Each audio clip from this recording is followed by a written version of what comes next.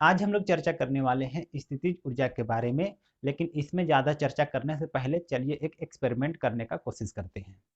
इस एक्सपेरिमेंट के लिए हम इस तरह से एक ईंट ले लिए हैं और इसके बाद आप मान लीजिए कि यहाँ पे ज़मीन है। ज़मीन तो रियल में नीचे है, लेकिन वहाँ पर मैं एक्सपेरिमेंट करते हुए आपको नहीं दिखा सकता हूँ। इसलिए आप मान के चलिए कि यहाँ पर आपका ज़मीन है और ज़मीन के ठीक ऊपर में हम अपना हाथ रख दिए। अब यहाँ पर हम क्या कर रहे हैं, ईंट को हाथ से हल्का सा उठाएंगे और छोड़ेंगे तो क्या होगा, हाथ को कोई भी नुकसान नहीं पहुंचेगा। लेकिन अगर ये ईंट को थोड़ा सा ज़्यादा उठाएंगे और छोड़ेंगे तो आप भी थोड़ा अंदाज़ा लगा सकते हैं कि हाथ को अब थोड़ा सा नुकसान होगा। और ईंट को और थोड़ा सा उठा करके, इतना उठा करके अगर छोड़ दिया जाए और नीचे मजबूत जमीन है तो ऐसा स्थिति में पक्का हाथ पूरी तरह से डैमेज हो जाएगा।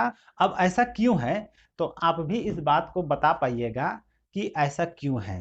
क्योंकि जैसे जैसे आप ईंट को उठाइएगा उसमें कार्य करने की क्षमता बढ़ते जाएगा, और कार्य करने की क्षमता बढ़ रहा है मतलब क्या, उसमें ऊर्जा बढ़ रहा है।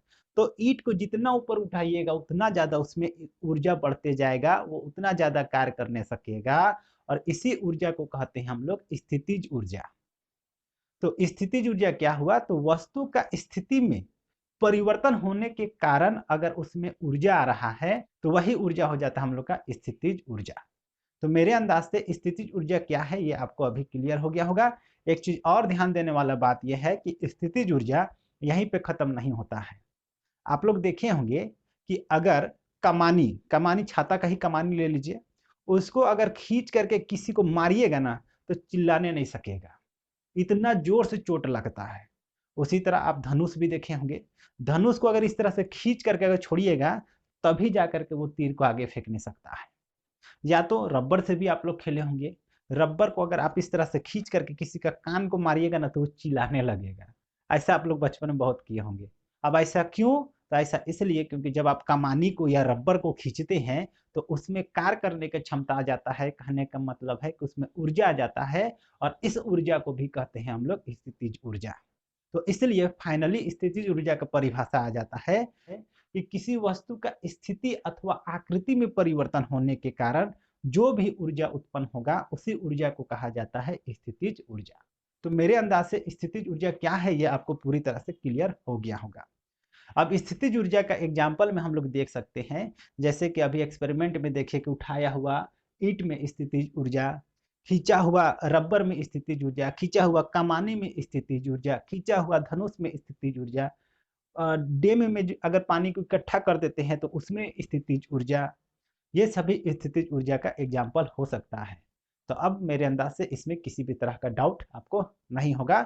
अब हम लोग देखने वाले हैं स्थितिज ऊर्जा का व्यंजक।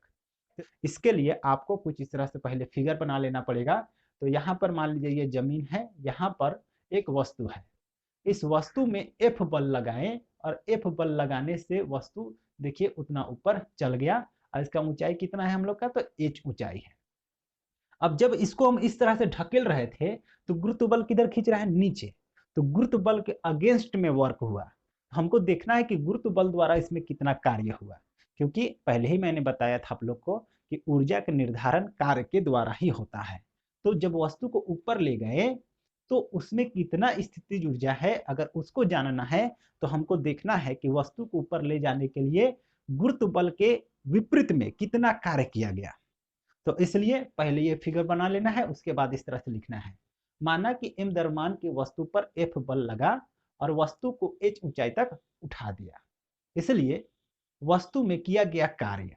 तो वस्तु में किया गया कार्य, कार्य बराबर क्या होता है, बल गुनी विस्थापन। इसलिए हम लोग का हो गया F इंटू एस। F जो है वो बल है, लगाया गया बल, और ये किसके विपरीत लगाया गया है, तो गुरुत्व बल के विपरीत लगाया गया है। इसलिए F इक्वल टू हो जाएगा हम लोग का mg। रियल में होता है ma, लेकिन यहाँ पर होगा mg, क्योंकि g जो है वो गुरुत्व त्वरण है और a जो रहता है वो नॉर्मल त्वरण होता है।